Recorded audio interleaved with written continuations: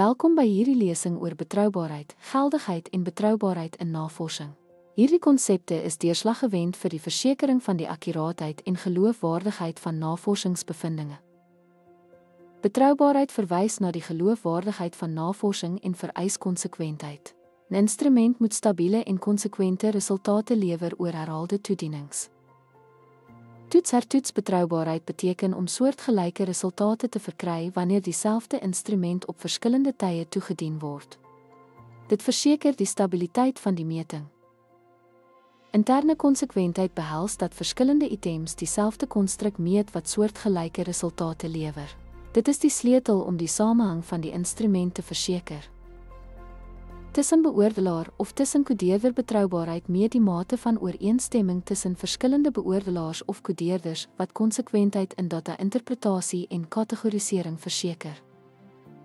Parallelle vorme betroubaarheid behels skep twee ekwivalente vorms van dieselfde toets om die te assesseer konsekwentheid van resultate oor verskillende weergawes.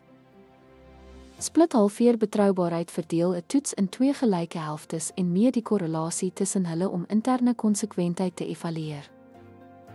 Geldigheid in kwantitatiewe navorsing bepaal of die navorsing gemeet het wat dit veronderstel was om te meet. Inhoudgeldigheid verseker dat die instrument alle relevante aspekte dek. Konstrukgeldigheid verseker dat die instrument die teoretiese konstruk wat dit bedoel is om te meet akkuraat meet. Kriteriumverwante geldigheid korreleer die instrument se resultate met ander maatstawe van dieselfde konstruk. Betroubaarheid in kwalitatiewe studies is die oorkoepelende term vir geldigheid en betroubaarheid. Dit sluit geloofwaardigheid, oordraagbaarheid, betroubaarheid en bevestigbaarheid in.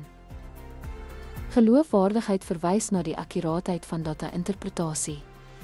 Oordraagbaarheid is die vermoë om bevindinge op soortgelyke situasies toe te pas.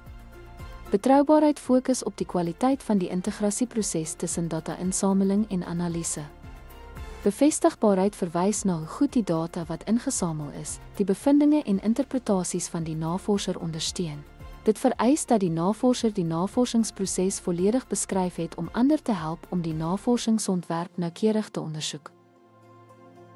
Ten slotte, aandag aan betroubaarheid, geldigheid en betroubaarheid is van kritieke belang vir robuuste navorsing.